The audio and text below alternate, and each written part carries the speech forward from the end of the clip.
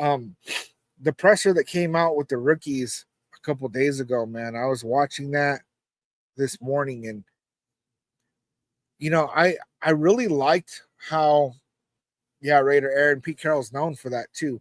I liked how these rookies carried themselves, how they spoke, how they talked about what's going on in the building. Like, it really gave me a whole lot of confidence that, like, people really have their head on their shoulders right now in this Raiders regime, because in the past couple of years, man, we've had like these rookies that come in here and they seem very, very lost, like almost like things aren't being communicated very clearly you know, across the board. And like, you ever been in a job where it's like that, where it's like things aren't communicated very clearly, and so then you have like some people that are kind of lost and not really understanding like what's happening, and yeah, and not knowing their roles exactly. What is that, 5I1?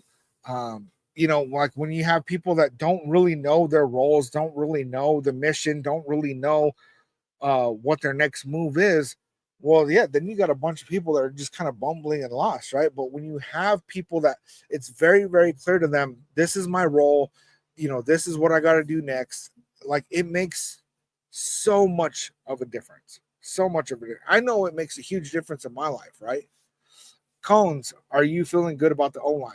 I'm actually feeling amazing about the O line. And I don't know if you actually, I haven't seen your name before, right? But so if you look at Colton Miller, a lot of people were trashing him, and so was I, right? Because I said that we should have packaged him in a deal to try to move up for Jaden Daniels. Now, I don't know if Jaden Daniels was ever on the board or not. That's a whole different topic.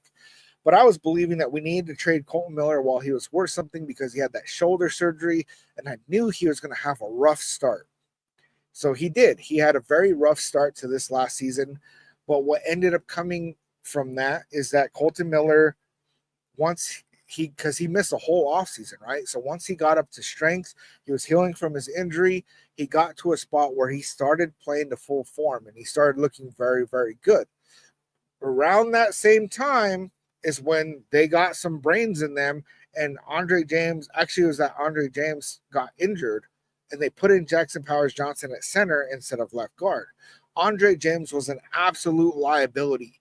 If you watch the tape on Andre James, he would get beat so often that, of course, the left guard and the right guard, they looked awful because they're trying to compensate for Andre James' mistake, right?